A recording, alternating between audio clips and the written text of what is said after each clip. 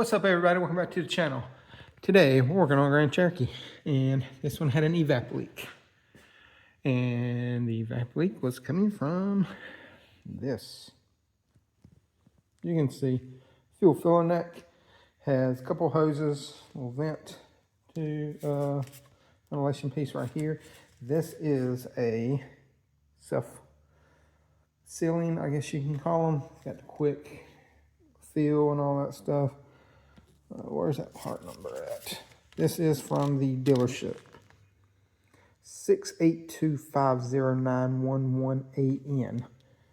And this is a 2016, I believe it is. I did a video on this one way back when. I think it was spark plugs on this one. Tune up like a belt and stuff. It's been a while. It was back in the summertime. And today is really cold. This weekend is going to be even colder here in South Carolina. They're calling for a massive ice storm that's hit most of the U.S. So I wanted to get this done for them before the ice storm hits. Today is Wednesday. Yeah, today is Wednesday. Storm's supposed to hit Saturday and Sunday, possibly Monday. But this is the thing. I just want to get it to them before all that so they could have it. This is probably my best customer, my most loyal customer. I do everything for his family and him. And I love his family. Like, they're amazing. They are. I'm just going to say that. Like, they're more like family than they are a customer, to be honest. I have a couple customer-based people like that who are more family than just customers and friends. They mean a lot to me, and I'd do anything for them. They've done stuff for me. But it's a different note. To do this, you do have, I know it's dark, I'll get y'all light. Here's where it comes in. It fills on the bottom of this tank. So try to do this on a somewhat emptier tank so you don't lose as much fuel, because you want to try to get everything off and then do this hose last, because that way you can take it out, put it right back in as fast as possible. So that's what we're going to do. But here's a vent tube. You have a quick disconnect right there, and you'll have to pull this tire and inner fender off right there. You can see that. Got a lot of pop clips. Got a couple 10 millimeters. 1, 2. It's like 2, 3. You got 3. One back here, one up there, one right there. Then a bunch of quick disconnects and like Christmas tree style fittings. But I'll lower this down, get the tire off, and show y'all a lot better. Set y'all up on tripod. First things first, 10 millimeters. Oh, God. Don't drop me. Oh, no, that ain't a 10. That looks just like a 10 in the light. That is a quick 10.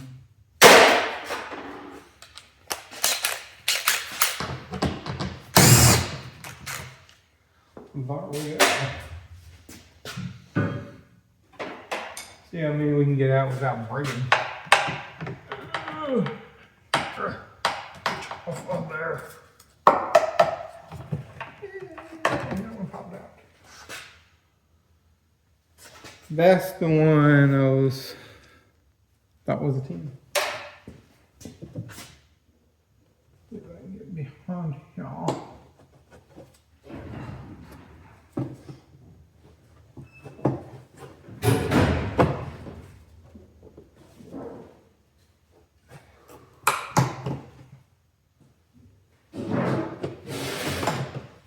So these right here, you just get like a punch, pop them in, and I see where the little piece went. It's on the ground right here, and you just get behind it, pop it out. And that's what I say they look like. I'll move y'all over a little bit. If you want to put a different style in there, you can. Not hurt anything, and then it just comes right out. here we are. We're at the filler neck on it. You have a line right here. That is your vent. You have your actual neck. You have this vent hose that runs right there. You can pull that off. Or gets and shiggles, want to disconnect these connectors to get them out of the way for the time being. Ugh. That one's on there pretty tight.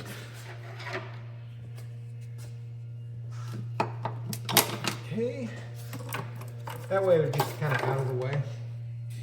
You do not have to take this off, but this one right here goes up to that. Make sure you pull that one off. Push in. I'll move this. Push in and pull down, and that's how they come off. I don't know how well y'all saw that, but that's basically how it works. And then pull this out. It's like a padding type thing. You can gain access to this bolt right here. I don't know how well y'all can see. I'm gonna zoom y'all in for a minute. But right there, there's a 10 millimeter. And ooh, watch out. It's just water. Thought it was gas. It's just water. I didn't want to throw it all over my face. Then you got this hose right here. I'm trying to make sure I'm showing it right. This hose right there goes in on this side. This is your metal line. 10, a 10. Then you have 10 right here. That goes all the way down. Right there. It's kind of a weird video, I know, I'm sorry. And once you take those two 10s and that one off, this right here should move some, because it should come right out. Shouldn't be anything really major holding it in. It's just basically those 3 10s, a couple hoses, and start pulling it out. This one, I don't know how well I can get in here.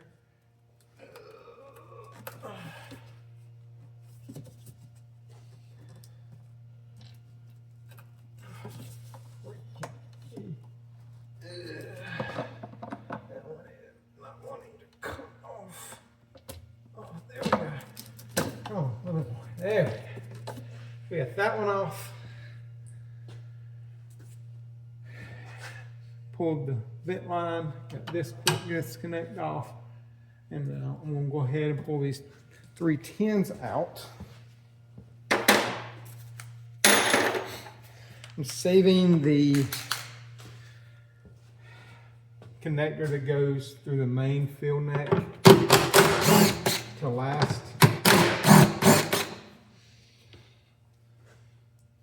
Those 2 10s in the. Don't know how well y'all are going to be able to see this, but right here there is a quick connect. This one is hard. Make sure you push the tab in, then push the line towards the front of the car. Ah, this one's tight. Oh, come on. There we go. This one is really tight. So do not be surprised if you have to fight that one for a while. I'll be honest, I got lucky on that one. Normally they're a little bit tighter than that, especially if they got a little bit more miles on them. Now, kind of tilt y'all up.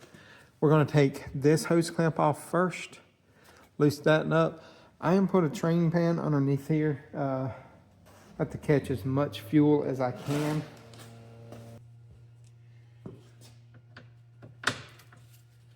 You can use a ratchet, you can use a screwdriver, whichever you prefer.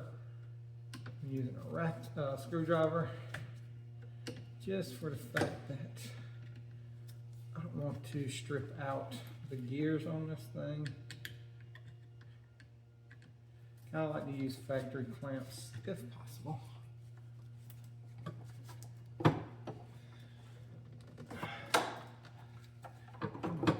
Get this thing work loose.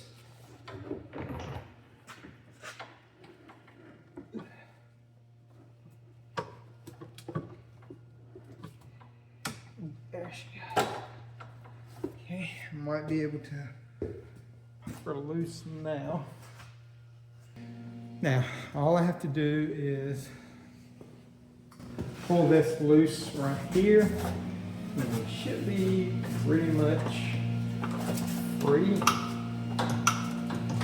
When you do this, be careful, gas can come out. Don't do it the way I'm facing, come in the opposite way.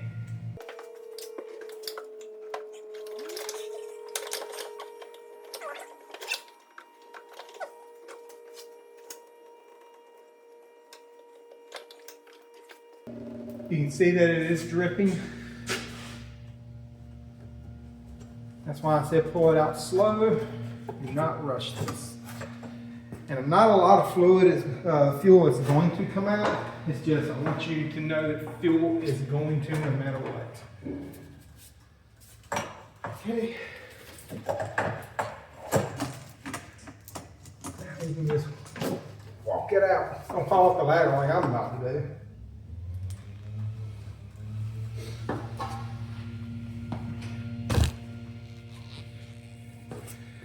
There's your fuel filler neck assembly. Just double check it with the other one. Make sure that it is the same. Here they are together, and you can see they look identical, same part, everything. So the old one, where it was leaking at, it was leaking some through here, and then some of it was coming from here off this tube.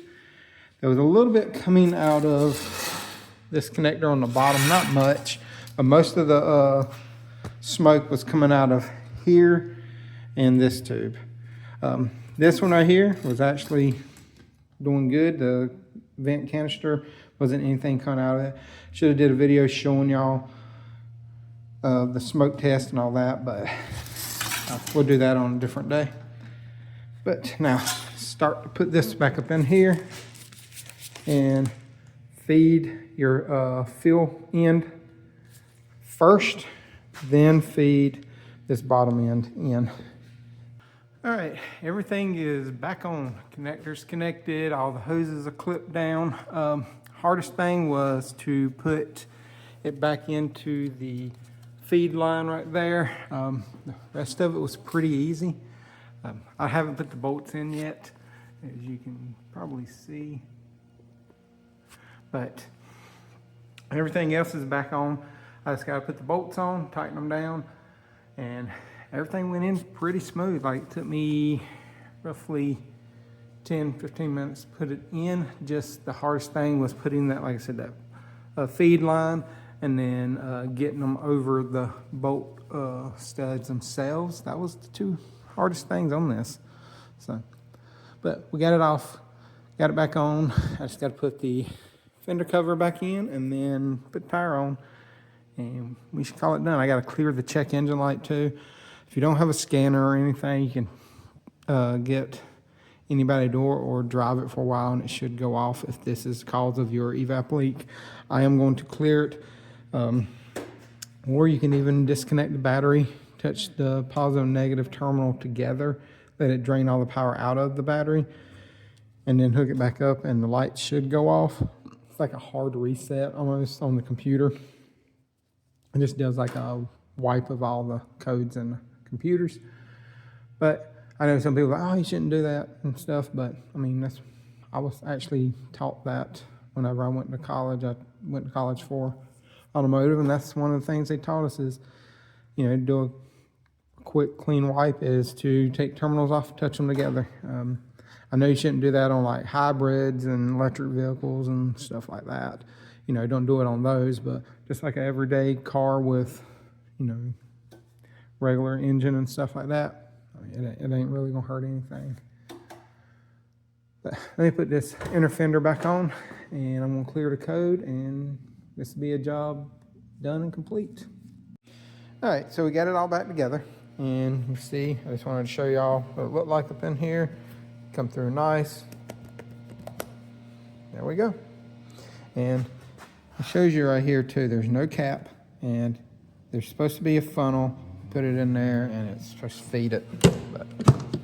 But just check it, make sure that there's nothing out of whack with the filler neck and stuff up here. Other than that, we got it all back together. Like I said, it calls for a good bit of hours. I don't know why. The part was expensive. I think the part was like $200 at least for this right here.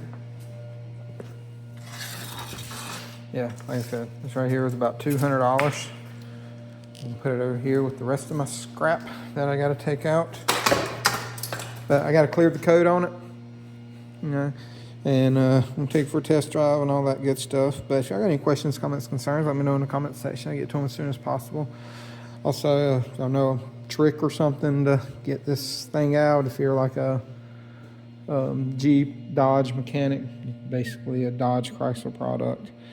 But if you're a mechanic and you know a little trick to doing this quicker, let us know. I mean, helps people out, people. But like I said, I just do this, try to help people out. Appreciate all the likes, comments, subscriptions, notification bells, purchases from Amazon on the affiliate links, and now YouTube has the affiliate links as well. So you can pop them off on there if you want to. I do both of them. But like I said, I do appreciate everything y'all do. We are getting closer to 10,000. Once we hit that 10,000, we'll be doing a major giveaway. Gonna be roughly about $1,000 worth of materials that we're gonna be giving away. It's gonna be tools. Be a little tool setup like starter kit. If y'all got anything, let me know. Hit me up on Instagram. Get to that a little bit quicker. Do try to answer all my comments. And y'all remember, torque's tight. Y'all have a great day.